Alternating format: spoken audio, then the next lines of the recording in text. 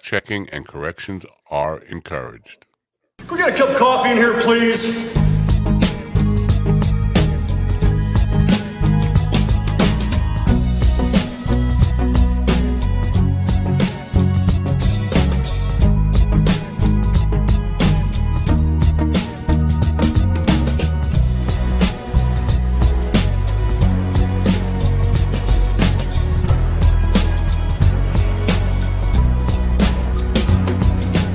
Damn good coffee and hot.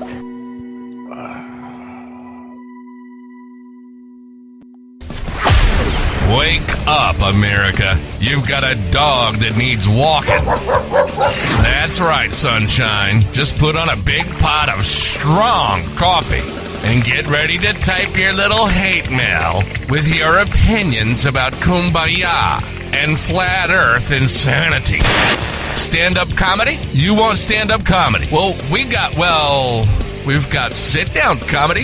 It's time for Coffee with the Dog. You make me laugh. Not even that, man. Not even sit-down comedy today.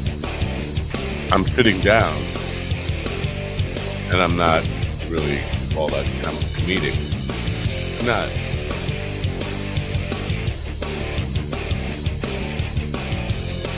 Band is rocking. I guess that's where it's price of admission, right? What'd you pay? Pay to get in. You want your money back?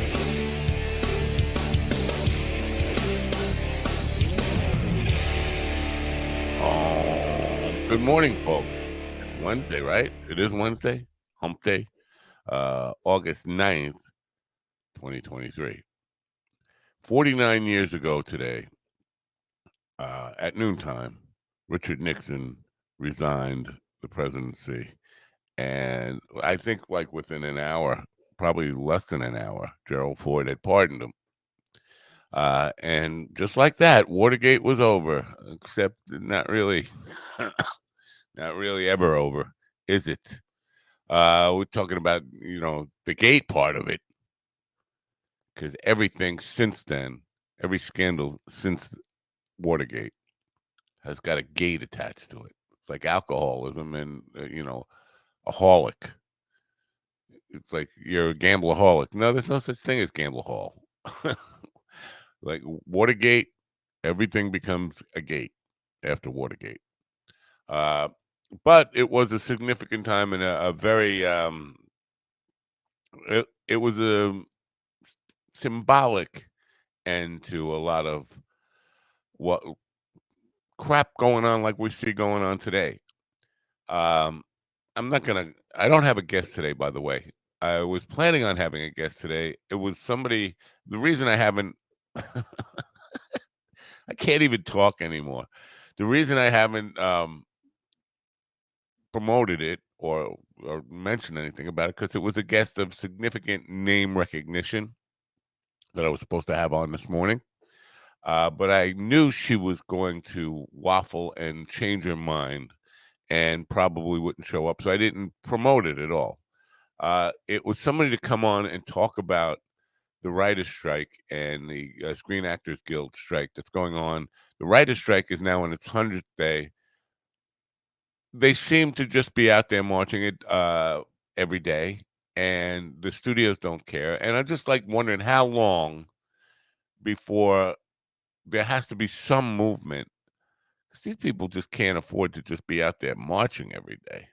I wanted to talk about that. Anyways, the person I was going to talk to today was a person of significant name recognition value who is involved in that, but sadly she couldn't make it. But I'm still not going to, because I'm trying to learn my lesson about saying when people cancel and then other people get all nasty about it. Because I do think she will reschedule at some point in the future, and that would be good to have her on. So I'm not mentioning the name, but I am curious about the writer's strike and what's going on with that. So I don't have a guest today, and I don't know even why I'm here. The reason I'm here is because Tony Walker, who runs Gov's podcast and the site and all that stuff, had promoted this like at 6:00 last night. He said I would be here on Wednesday. I saw a tweet mentioning today's show, and I was like, I guess I have to do one. I was gonna seriously considering taking off. Anyway, I'm here. And I don't know for how long I'm going to be here. If anybody is out there and wants to pop in, hang out, or if they want to debate me on any of the things I talk about or argue with me, just let me know. Let me know somehow in the chat room. Call me up. Some of that crap, whatever. I'm kind of worn out on this whole friggin' thing, to be honest with you. Tomorrow, I'm interested. I'm looking forward to tomorrow's program because we're going to talk about Nazis with a psychiatrist.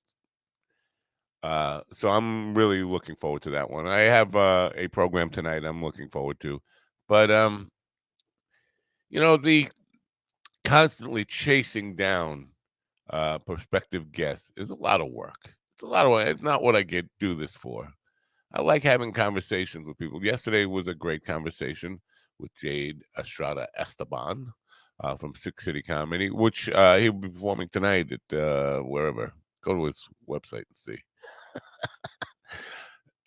It'll be tonight through Sunday at the Sixth City Comedy Festival in Cleveland, Ohio.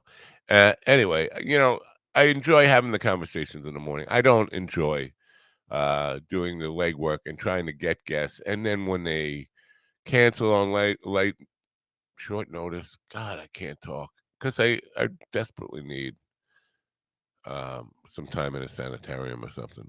Speaking of that, my Facebook memories daily are like reading a journal of that time I was in the mental hospital for 20 years.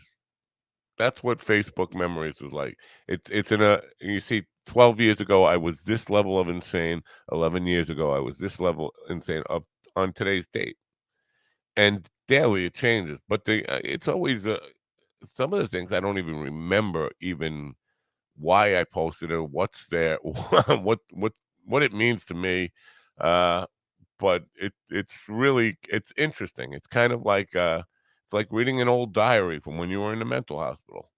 But I did notice that what was it?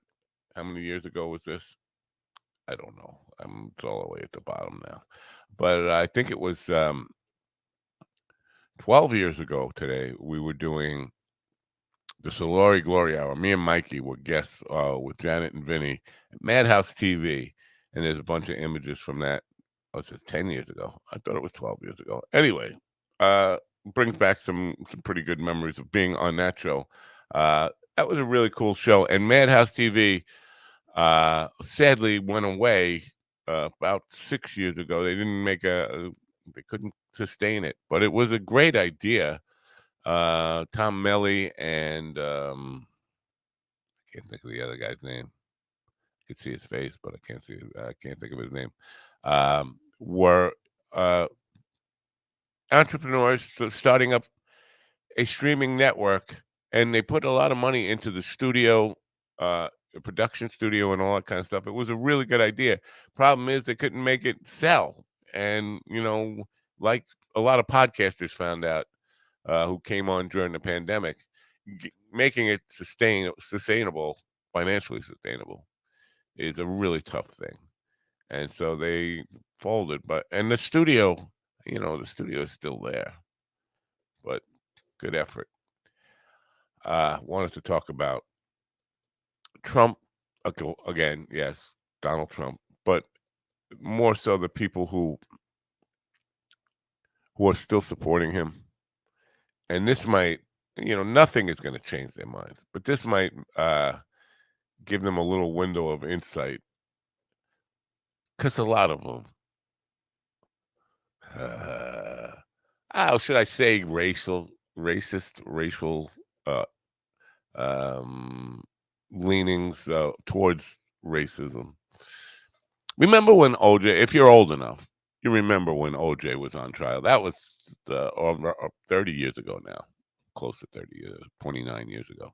OJ was on trial. And everybody knew he was guilty. Everybody knew he was guilty. I'm going to say it again.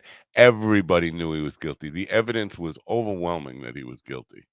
A lot of people wanted OJ to be acquitted, and he was, and celebrated his acquittal for cutting two people's heads off, one of them being his ex-wife.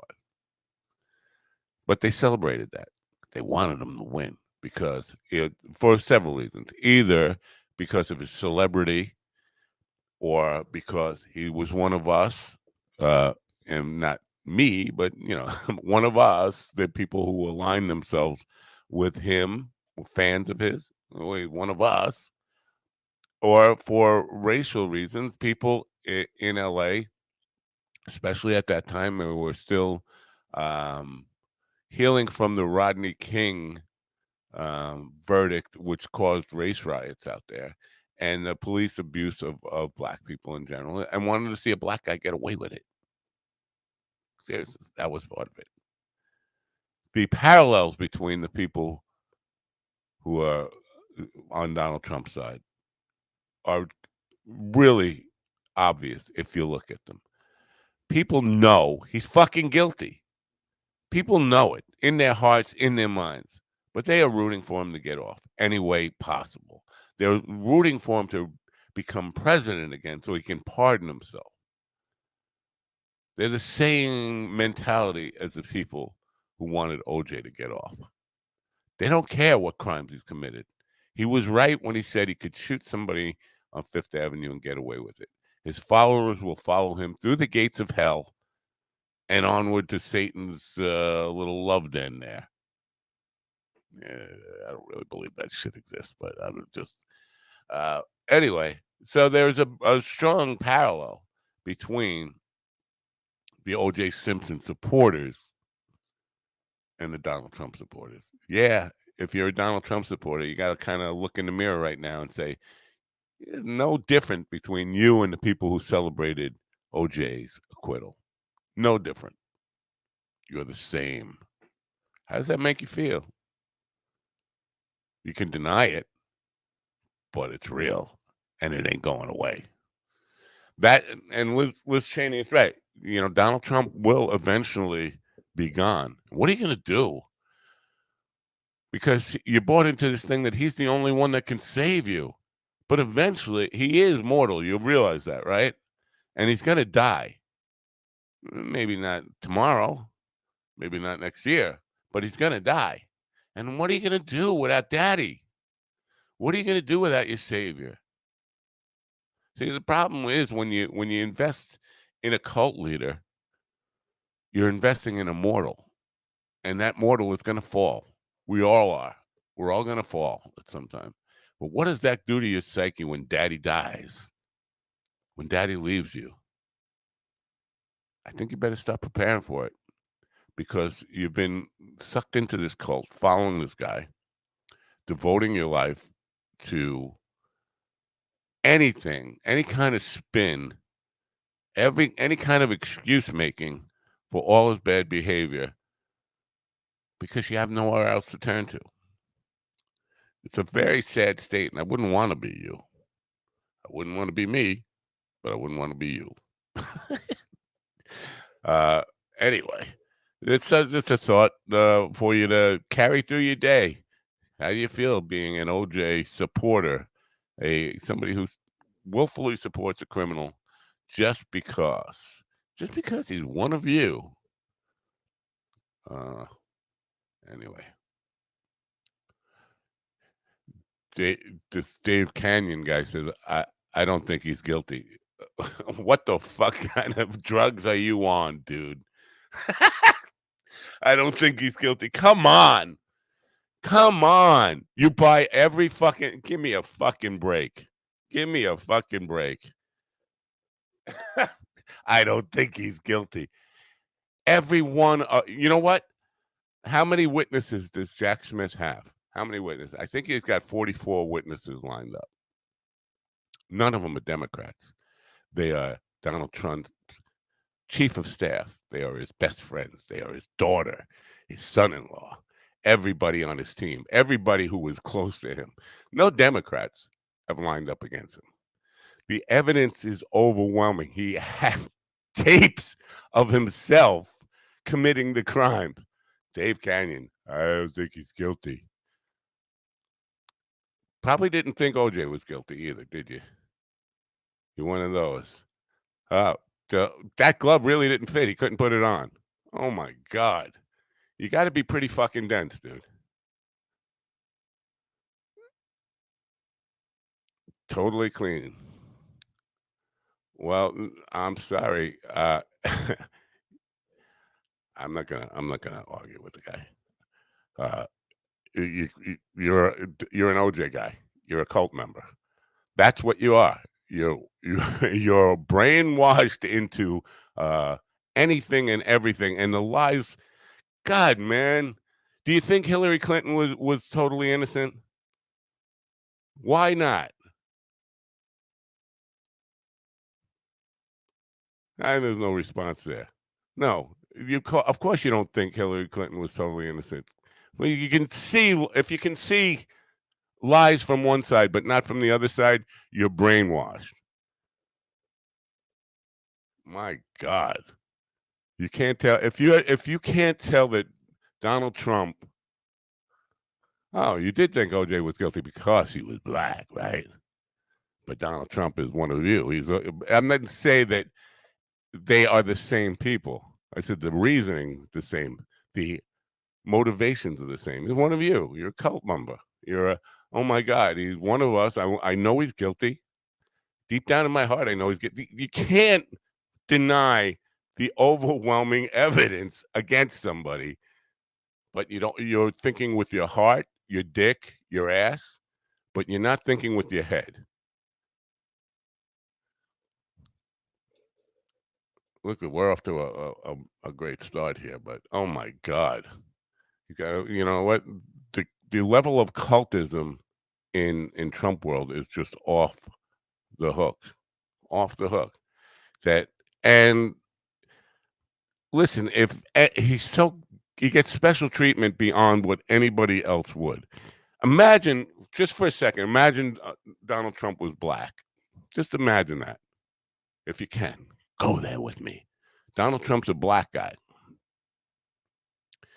and a judge orders him to stop talking about the case that he's charged with the crime. First of all, he wouldn't be let go without bail.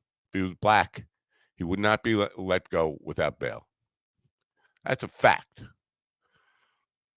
But let's say he was. Go with me here. And the judge orders him not to talk about the specifics of the case. And he goes out and gives a speech and says, I'll do whatever the fuck I want to. I'll say whatever the fuck I want to say. You don't think he would be, if he was a black man, he would be locked up immediately? No, he gets special treatment. He gets special treatment everywhere he goes, all his life. No accountability. And then, I mean, how the fuck do you even have the brain power to turn on a computer or a phone and think he was not guilty? You don't. You know he's fucking guilty. Don't be fucking what what fucking flat earth do you live on where a guy who has his own tapes of him committing the crimes and tapes of him obstructing justice, destroying the evidence, or ordering destroying the evidence, all the evidence that we've seen him invite people to the White House who were the planners of January 6th, the Proud Boys, the Oath Keepers, invite them to the White House 2 days before January 6th.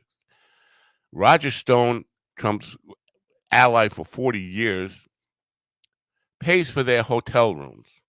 They commit the crime. Trump is clean. That's what you gotta fucking believe. That's what you have to believe. You have to convince yourself, my guy couldn't do it. He's one of us. I mean, God, man, go get yourself some fucking help. Get off the fucking Kool-Aid. Holy shit. Anyway, there is a direct correlation to the kind of thinking that desperately wants Daddy to be acquitted, but it's not. I don't think he was guilty. There's no basis for that. There's absolutely no basis for that. you don't care about evidence. You don't care about what's real. You just care about what comes out of his mouth. Like, I think he won the election. Oh my fucking God. Can you be that stupid? Or are you proud to be that stupid? There was a guy, I forget, Justice Matters or something. He was interviewing a Trump guy at a rally, saying, "The evidence is clear. What evidence? Give me one piece of evidence that. Where's your evidence that Trump won the election? Well, it's everywhere. Well, where? Give me one piece. I'll shove it up your ass. You can't. There is no evidence. Absolutely no evidence. And it again, 60 plus court cases, all mostly Republican judges that Trump appointed, all laughed it out of fucking court. But yeah, no, he won the election, man. My God, see, it'd be better off if you just admit that he's guilty and that you're in the cult and you just want him to win. At least the OJ people had that. They had admitted they wanted him to get off. Eventually, everybody came around to saying they knew he was guilty. Man, I don't know. I don't know, but anyway, uh, good to see Dave Cannon chiming in, letting the world know that he's in a fog, drowning in a fog. Anyway, Dave, go learn to play guitar at truefire.com.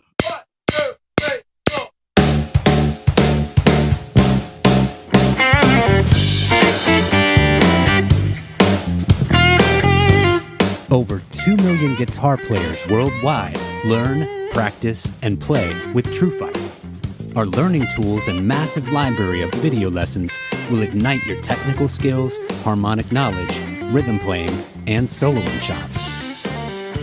TrueFire's educators are the best in the biz, from Grammy Award winners to world-renowned artists.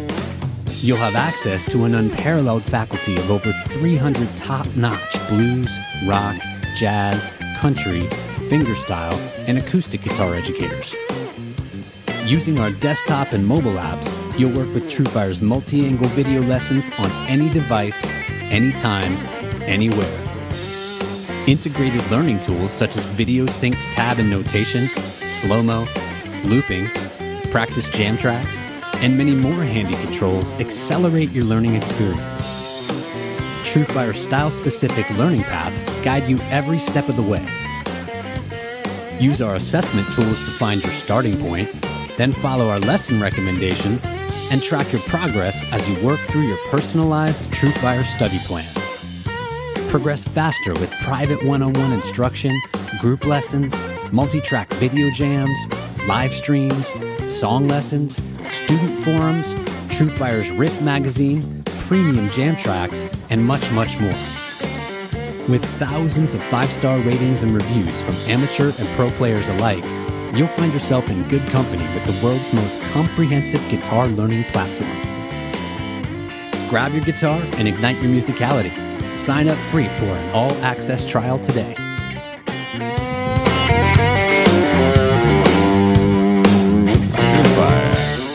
Inviting musicality, best place to learn guitar online on the internet, and you can learn from some of the greatest players and great teachers available today. One-on-one lessons. You heard the whole scoop. Go to truefire.com. Maggie Haberman, she's an interesting character because she gets accused. The total Trump haters of the world accuse her of being a Trump lover. Other people accuse her of, people in Trump's world accuse her of being a Trump hater. She's both a Trump lover and a Trump hater, depending on who you talk to. She knows Donald Trump very well. She's one of his favorite people to talk to when it comes to interviews. As much as he loves to bash the New York Times, he reads her column every day. He has given her close-up access to him, even while he was in the White House. She has a piece out today. Maggie Haberman and her team have dropped a big scoop. This is according to Mediaite. Previously unseen memo outlining the strategy to overturn President Joe Biden's victory over then President Donald Trump. The political and media world has been transfixed by the news that ex-President Donald Trump has been indicted by special counsel Jack Smith's grand jury for his attempt to overturn the 2020 presidential election. Before and on January 6th of 2021, Trump faces charges of conspiracy to defraud the United States, conspiracy to obstruct justice, to obstruct an official proceeding, obstruction and of attempt to obstruct an official proceeding, and conspiracy against rights. One new piece evidence revealed in that indictment was the memo by Trump attorney Kenneth Chesebro,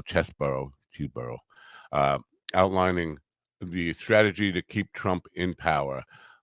On Tuesday, the reporting of a team of Haberman, Charlie Savage, and Luke Broadwater published a memo they exclusively obtained. The lawyer allied with President Donald J. Trump first laid out a plot to use the false slates of electors to subvert the 2020 election in a previous unknown internal campaign memo that prosecutors are portraying as a crucial link in how Trump's team's efforts evolved into criminal conspiracy. The existence of the December 6, 2020 memo came to light in last week's indictment of Mr. Trump through his detailed, its details remain unclear. But a copy obtained by New York Times shows that for the first time, lawyer Kenneth Chesebro acknowledged from the start that he was proposing a bold, controversial strategy that the Supreme Court likely would reject in the end. Basically, when it comes down to all these people saying that Trump is on trial for free speech, and he has the right to say, it's not about the lies. It's not about him saying over and over again what he knew was untrue. It's about putting the plan in action. It's about telling Roger Stone, get the Proud Boys, get the Oath Keepers, get the Army of God, get them all hotel rooms in D.C., have them come to my rally. I'm going to send them down there. I'm going to light them on fire and tell them what to do. It's putting the plan into action. It's not the words. It's not about free speech. And this idea that if they're going to come after me, they can come after you. No, you're not committing those fucking crimes. If you're really worried about the DOJ coming after you for obstruction of justice or trying to overturn an election, you personally, you're paranoid delusional. They're not coming after you unless you actually did those crimes. Did you actually do those crimes? David's back. Oh, look, David's back. I guess we'll have to wait and see. Okay, well, we'll wait and see. But I can promise you that's not Donald Trump's plan. Donald Trump's plan is to continue to try to incite. If you come after me, I'll come after you. He's going to continue to try to incite violence in his name to save himself, to keep himself out of jail. But again, of all the people testifying against him, it's not his enemies. It's his closest friends. It's his closest allies. The guy, I'd like to fucking know what kind of fucking what kind of delusion you have to be under to wake up every day and just continue to not believe what you see in front of your face, but believe the words that come out of a guy who's been a con man and a phony, well-documented phony for 40 years, in your face, celebrity on television, lying to you and faking everything his entire life. And oh yeah, well, he's the only one who tells the truth. He's the only one who tells the truth. Fucking delusional. It's insane, man. But we live in a time of cult of personality. Personality is everything, and nobody wants to fucking think for himself. They said we'll have to wait and see. No, we don't have to wait and see. The evidence is there for you. Have you read the indictment, Dave? Have you? Have you read the fucking indictment? No, you have not. Because I will give you a test on it if you really want to go there. You haven't read the indictment. You don't know the evidence. You know what Donald Trump is telling you. My God, these fucking people. Why do you come here? Why do you come here? You come here to be put down? Because I'll be happy to put you down. Man, oh man. Anyway, moving on from the Trump stuff. But he's going to get indicted again in Georgia. It's not going to be as pretty. It will probably be Friday. Well, it might not be Friday now because he's got a hearing in about the January 6th stuff and the protective order argument. So that will be Friday. If he can squeeze them both in, be to Georgia and get arrested and get mug shot and possibly detained, because Georgia is promising to not treat him special, not give him any special privileges, and they are promising at least the mugshot part of it, which will be like, I can't imagine him. He boiled over because the judge addressed him as Mr. Trump rather than President Trump. I can't imagine him sitting through being fingerprinted and mugshot like the perp he is, like a regular street perp. He's going to lose his mind. It would be great to have that on television, great entertainment. But will it happen Friday? It might happen Thursday now. Might have to juggle some things around. Now, Dan Abrams is saying that Georgia should drop the charges because Jack Smith has amended the amendment to include the Georgia stuff. I don't think that flies in any way. This is Abrams once again, like a lot of the people who don't like Trump but need Trump. I'm talking media people in the media business. Trump is good for television. It's good for entertainment purposes. They don't have to fucking they don't have to pay writers and actors. That's the strike that's going on because you got Donald Trump filling up your airwaves 24/7. So they want him. They have a real reason, special interest in keeping Donald Trump out of jail and in the picture, as I say. But the Georgia indictment, why that becomes important, even though Jack Smith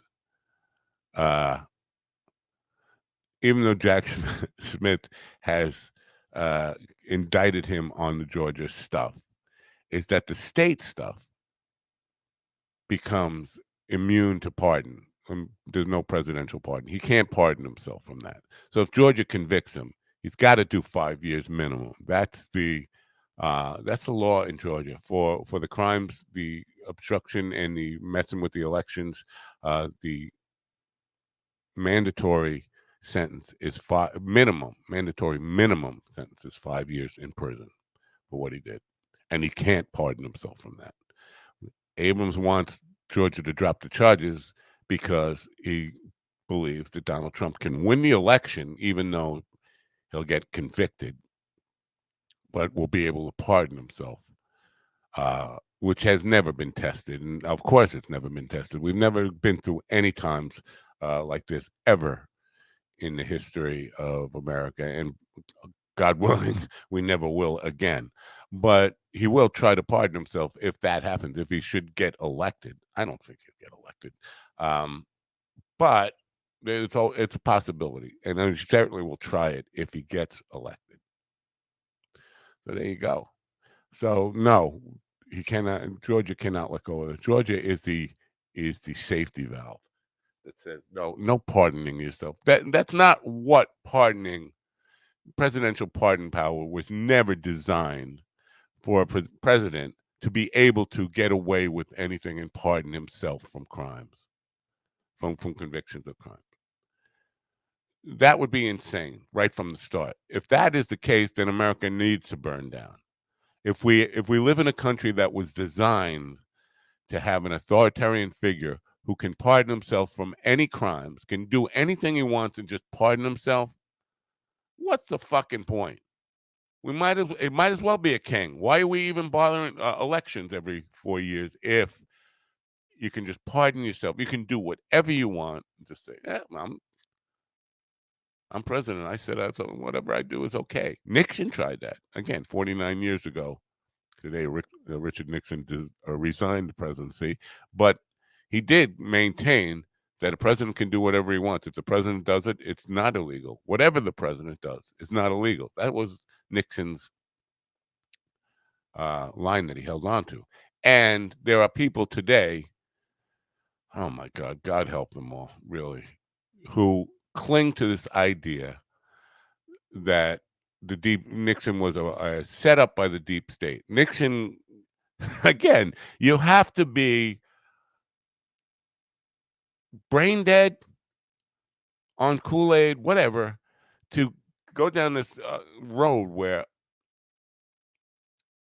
Nixon supposedly was set up by the deep state. In other words, the deep state had to say to them, to all the minions that went and did the actual robbery, the break-in at Watergate Hotel, that those orders were coming from Nixon's top aides, Haldeman, Ehrlichman, and so forth. They had to believe, so they faked that the orders to break in. Then the guard had to they had to kind of purposely get caught so that the guard could find the tape and make the phone call. I forget that guy's name, the security guard who actually stopped the Watergate robbery, and then really work to cover it up. In the meantime, that was all a deep state operation. And have Nixon tape himself having those conversations. All the the deep state is that powerful, this imaginary deep state cabal that people think exists, that they can control everybody's individual personal actions all day long, including the target. And it boils over into what Trump did and the accusations that deep state set him up. Deep state started telling him, deep state made Donald Trump in 2015 say he would not respect the results of an election that he didn't win. Because he said that in 2015, coming up on the very first Republican primary debate on the stage.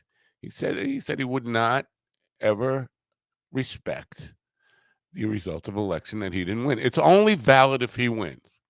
He said that. The deep state didn't put those words in his mouth. The deep state didn't tell him 6 months before the election that he was going to call for the stop of counting of votes at 2 a.m. no matter what the situation was, and declare himself the winner. He said that on a stage by himself. The deep state didn't put those words in his mouth. He didn't have his buddy Steve Bannon say it on the radio that this was the plan that they had all along.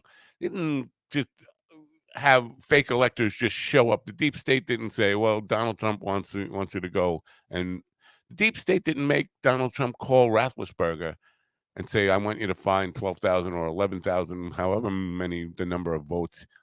Deep state didn't do any of that stuff. They didn't make him do any of that. He did it. Deep state didn't drive him to that stage and tell him to go send people to the Capitol to fight like hell to overturn the results of the election. The deep state didn't tell Mike Pence, Donald Trump told Mike Pence, to reject the results of the election and send it back. Deep state didn't do any of that. Donald Trump did that. Just like with Nixon, they'd have to control everything that goes on and if that's the kind of guy you want somebody who is controlled by the deep state so that they speak every word for him. Every word that comes out of his mouth is theirs. First of all, if that's what you believe, you're really paranoid delusional, because there are rogue characters within our government. There are rogue groups, but to think there's an overwhelming deep state where, everybody is in on it, or the CIA and the FBI are controlled by these rogue groups. Again, you've never actually been in those situations. You've never been inside a government building, if you believe that because I don't want to even go down there. But if you've been in there, you know. If you've been on the inside, you know. It's impossible. It's impossible. Yes, there are lots of rogue characters. There are lots of bad people who would manipulate the system any way they can. Did the CIA do like lots of bad stuff domestically and foreign? Yes, absolutely. It was not an organized big. It's like organized crime. There is no, it's very disorganized. Is what most people will tell you about people who know organized crime. I'm not saying I know organized crime. I'm not saying that. I know disorganized crime. I know lots of it, and I know lots of people who want to be organized criminals. They want to be mafia, want to be the mob, and but I also know those people, lots of those people who worked for Donald Trump in New York City construction, and yes, mob. And Rudy Giuliani, as much as he likes to take credit for breaking up the mob, all he was doing was working for one side of the mob, trying to take down the other side of the mob. These things have long roots, and the Russian mob that is part of Brighton Beach and all that kind of stuff is definitely, were put in power through the work of Rudy Giuliani. So he like known as this mob buster, but he's actually a mob breaker, mob maker, or mob team player. Anyway, I didn't want to get on that stuff. I wanted to talk about the writer's strike today and the solution to it and what they hope to gain and how long it can go on. Of course, the guest who I had lined up for that isn't here. I'm going to take a short break right now and play Lori's bit. Lori's been missing for a couple of weeks in the heat in Phoenix, and it's still hot. She delivered a piece last night, and it seems like the heat is definitely bothering her. I'm going to play her piece. This is Lori S. Strikingly hilarious. I will be back in just 1 minute. It's a short piece. I'll be back.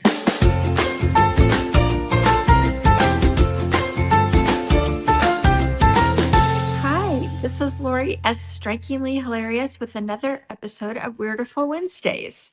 Well, I'm still in Phoenix and it's still hot, so I'm calling this one It's So Hot, Episode 2.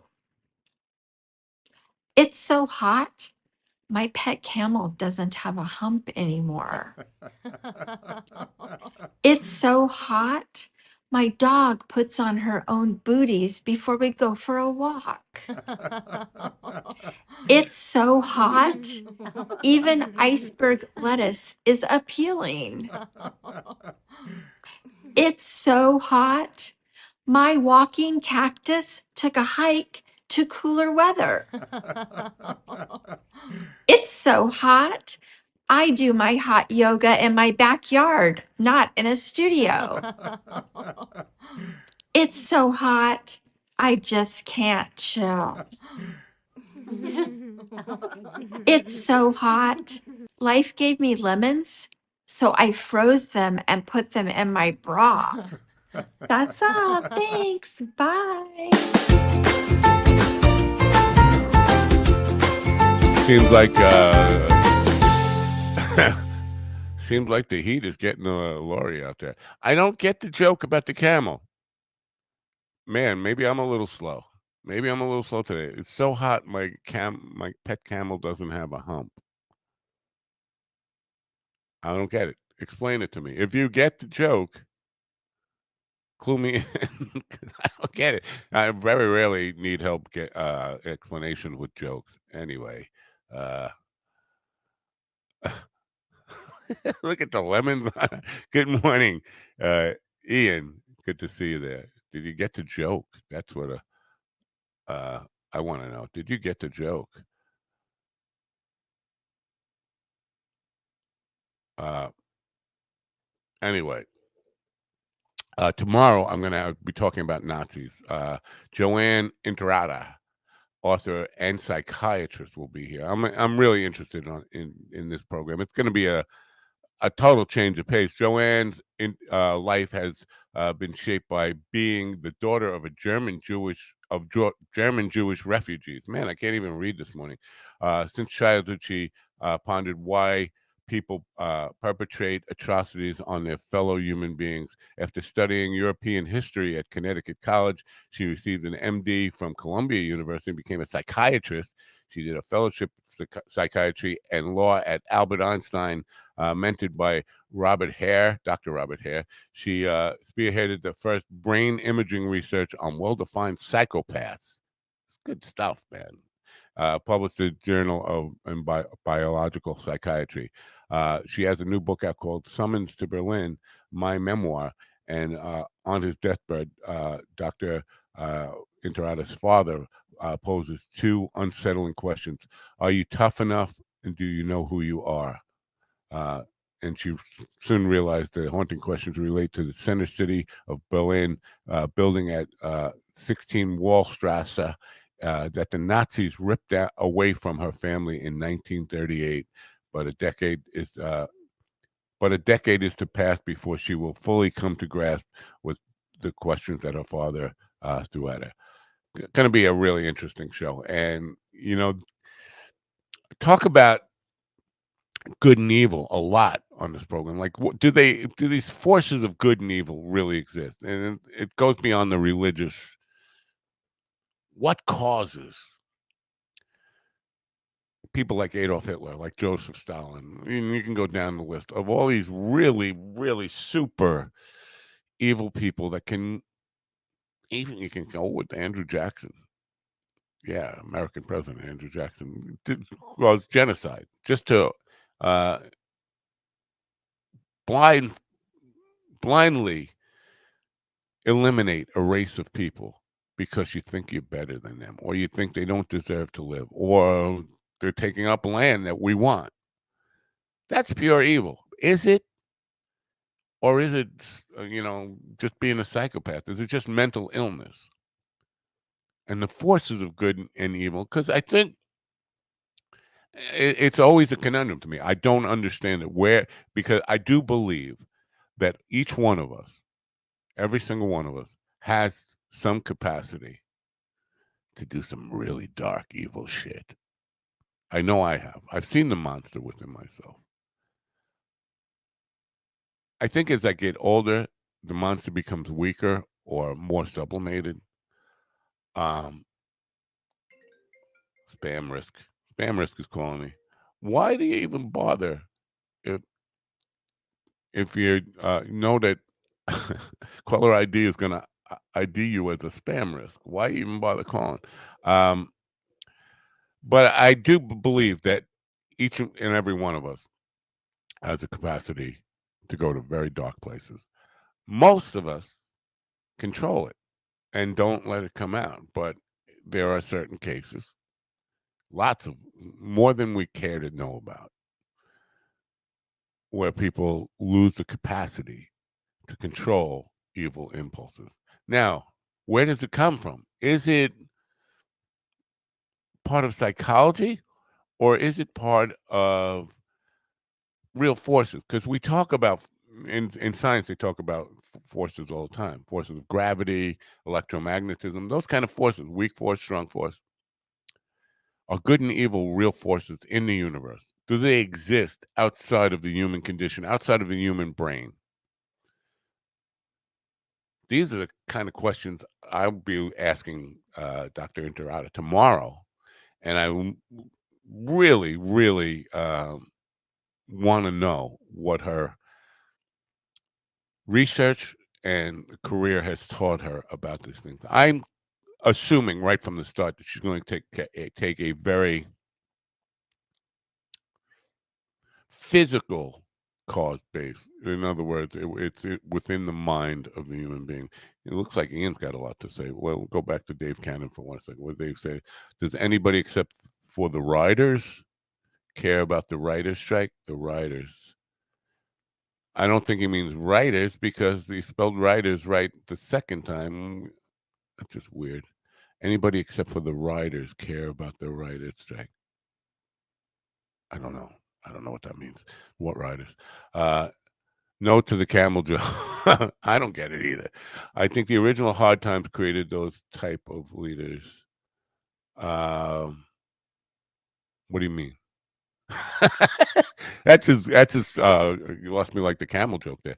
What where does the evil force come from? Exactly. That's my question. If and listen, if there is an evil force, right? It could not exist without a good force. It couldn't, right? Because if it did unchecked, there was no good force keeping it in check. Then we'd be running amok with just evil going on everywhere we look, constantly. Everybody be killing each other, raping each other.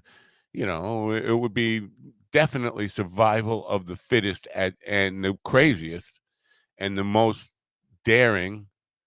Um, and there would be no law and order. There'd be no idea, no concept of law and order, no concept of right and wrong if evil existed on its own. So if evil does exist as a force, there has to be good as a force. But it could be that it doesn't exist as a force at all. It's just a matter of brain chemistry gone wrong, gone bad. But why does it take so many different take on so many different modalities, I guess is the word I'm looking for.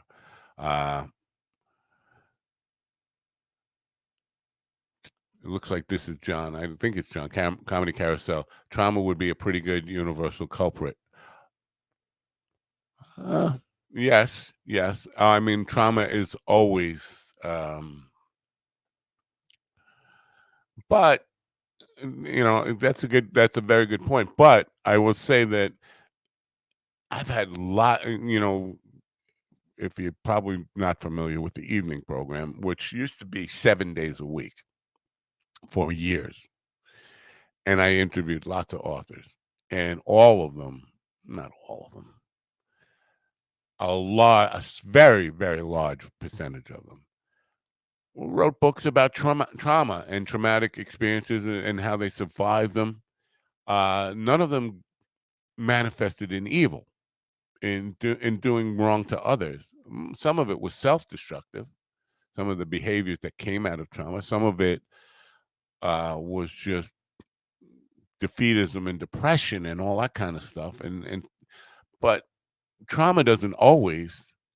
Like the point I'm trying to make very clumsily here. Trauma doesn't always manifest itself in doing harm to others or doing things that are evil. So, and how do we explain that when it becomes on a societal level that a society can turn and root for genocide, root for a genocidal maniac, and be on his side? Are they all victims of the same trauma? I don't know. I'm not saying I know. I'm posing questions here, but I do have a lot of wonder about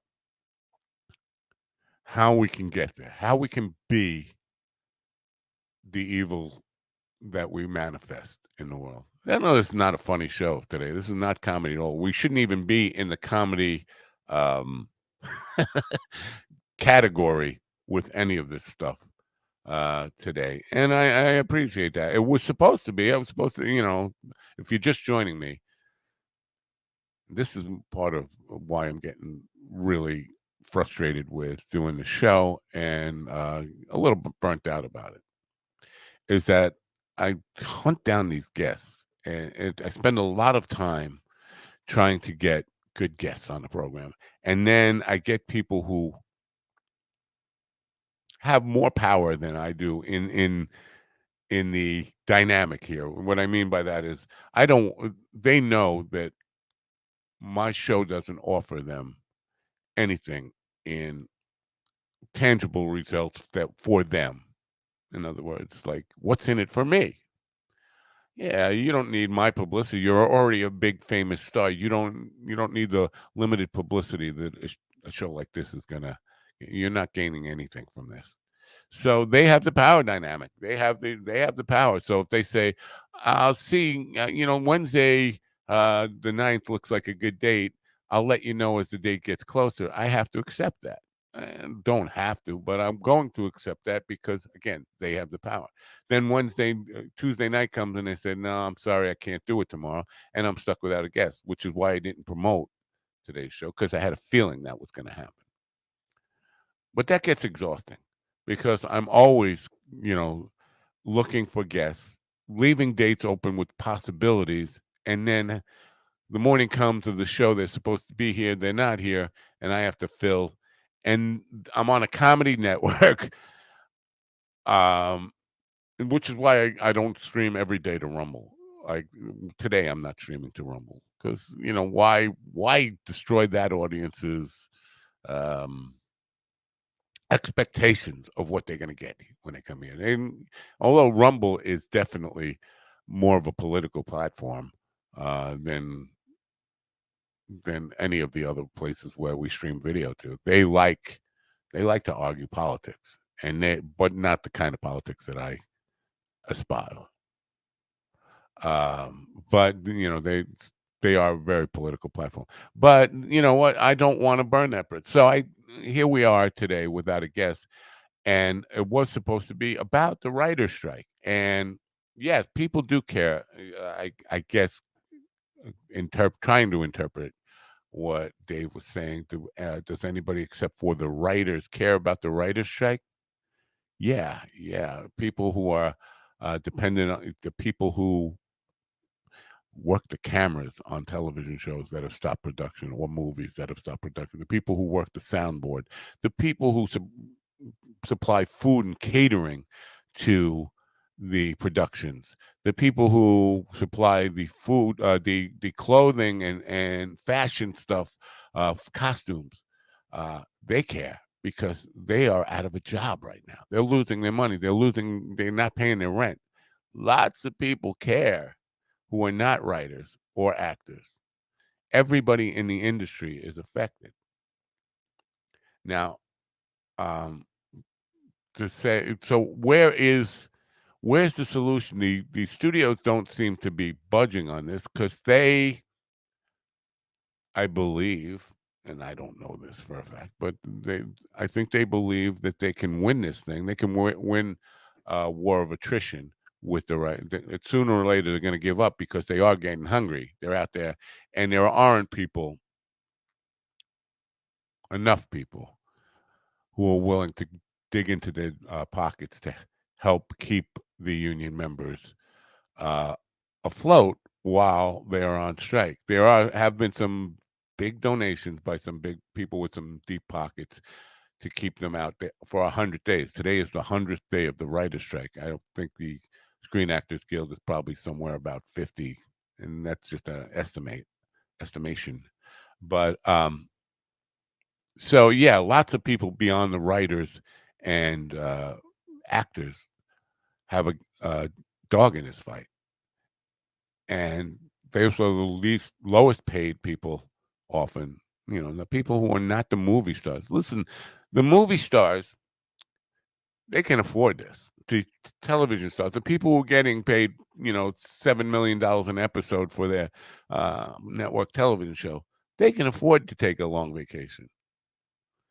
The guy who sweeps the floors at night in the studio, who gets paid $15 an hour or less, he can't afford it. The guy who works the camera, who probably gets paid, I don't know, $450 a day or something like that, he's feeling it right now. After 100 days out of work, he's feeling it. His mortgage is behind. And you can go down the list of everybody who in all the industries that support it. And then the neighborhood people, because in studios, I mean, listen, in any kind of thing in the entertainment industry, you know this instinctually, but we don't talk about it. The people in the neighborhood of the surrounding venue or where the work is taking place benefit from it. The small businesses, the deli next to the studio or down the block from the studio, the restaurants are on uh, the roads are where studios are, where the work is taking place. They lose business every day. There's not production going on. They're losing customers. So it's not just the people directly in the industry, even, or people who serve the industry, but the residual effect around that. And I'll give you an example that might be a little bit easier to grasp. If you take like a baseball strike and a baseball stadium, when a home team is doing well and it sells out and there's 50,000 people in a stadium, every business around that stadium is doing extra business before and after the game. Well, when the games aren't happening, all that business that they get used to goes away, and then those businesses suffer. We're seeing that in the writer's strike. Nobody's talking about it, and nobody's really paying attention. So when Dave says, "Does anybody but the writers care about it?" It definitely gives the perception that nobody cares about it. I guarantee the people who are being affected care about it. The consumer who is watching reruns, it hasn't hit them yet. Or still seeing films that were already produced and just waiting to be distributed. They're not noticing any um what happened is. By the way, Brendan Waltz finally responded. I told him I'd get to get him back. Really? And what do you say? No. He said, fuck mine dog. I don't think Brendan I shouldn't say that. I was gonna say I don't think he likes me. I don't think he really ever crossed his mind. He probably did when if you reached out to him and said go back on the Mind Dog show. Um, I I don't know. Do I want to talk about this? I think some of my friends who reached out to Brendan to try to get him on their pod after he was on here 4 times, assume that because he was on here, he would do their show. And they went out and he got so sick of that he got mad at me for it because he knows those people are associated with me. That's about as detailed as I want to get on that. But I do think, there is a way to approach people for the long game. Uh, uh, oh, he just said, thanks. I just saw this. Wow. Oh, well, that's better than fuck mine dog, isn't it? It's a little bit better. It's a lot better than fuck mine dog. I really would love to get Brendan back on. Uh, it's a little early for him, obviously. He's in LA.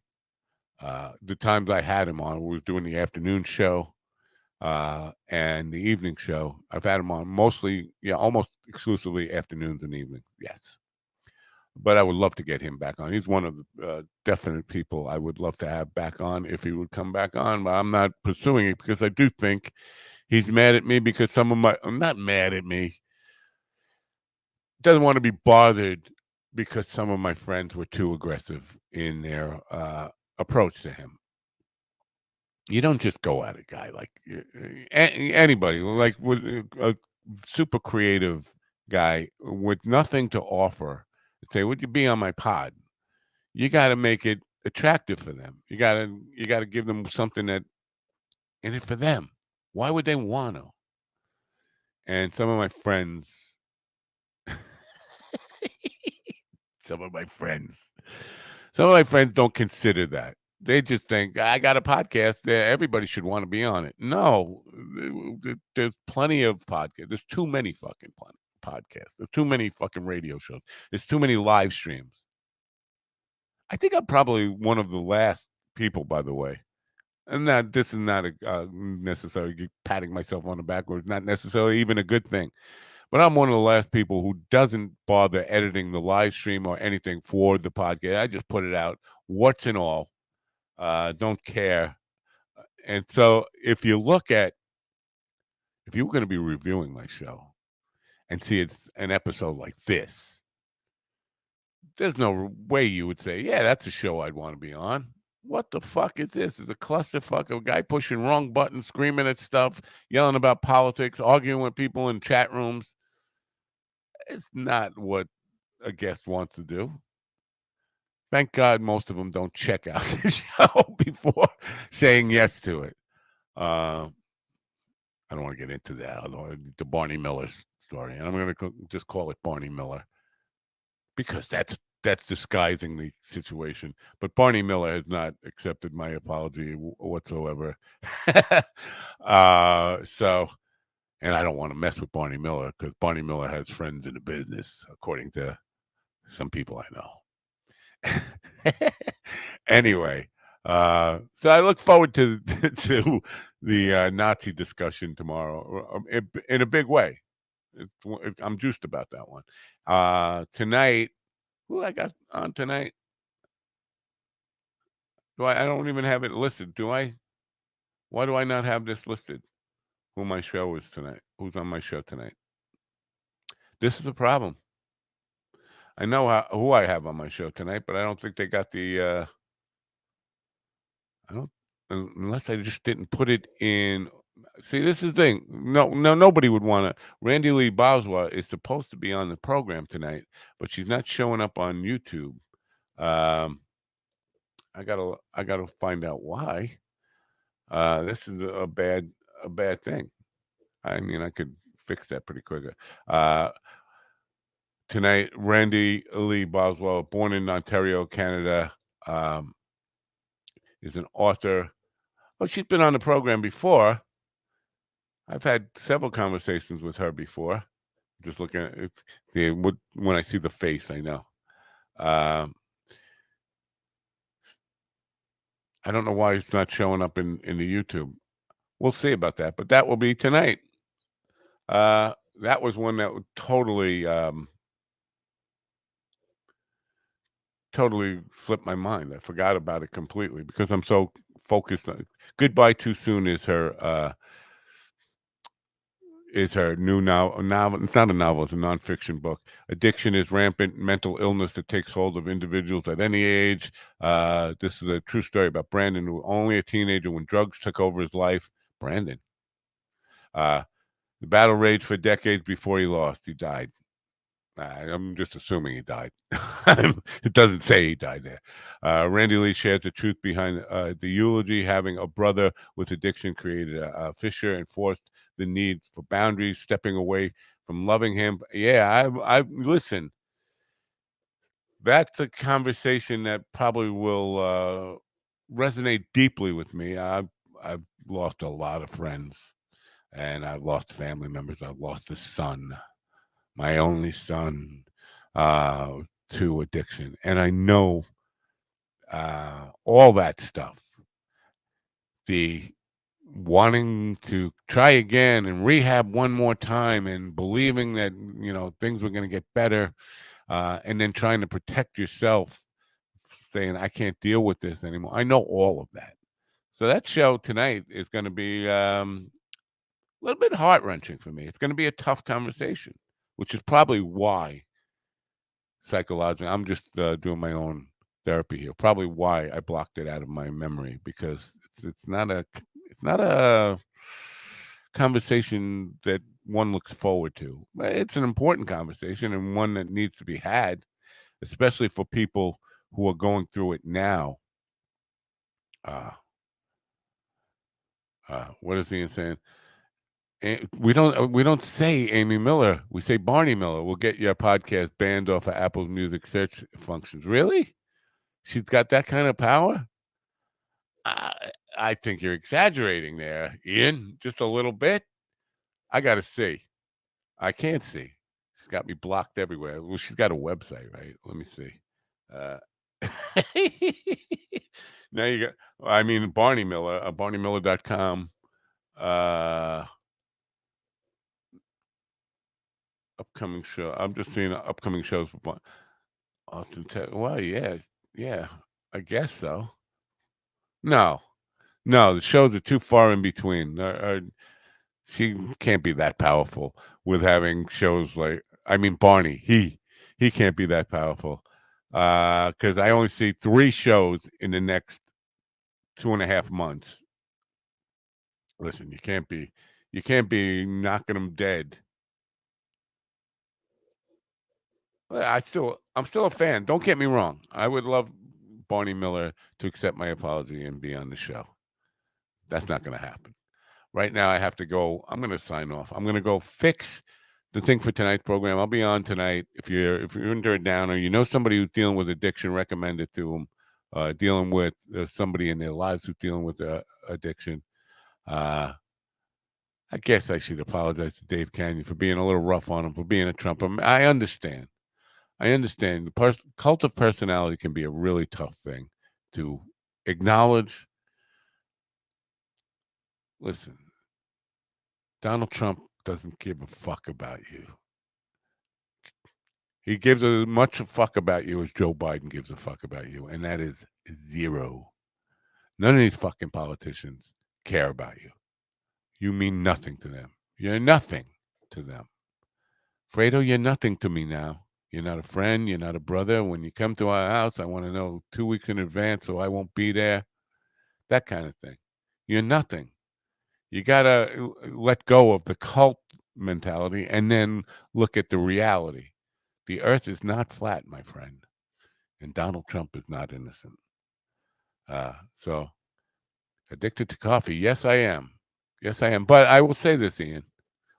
There was a time in my life, and most of my life, a long time in my life, I'd say probably from 15 to 59. Let's say that, 15 to 59, where coffee was an all-day thing. It was a huge pot in the morning, go into the studio,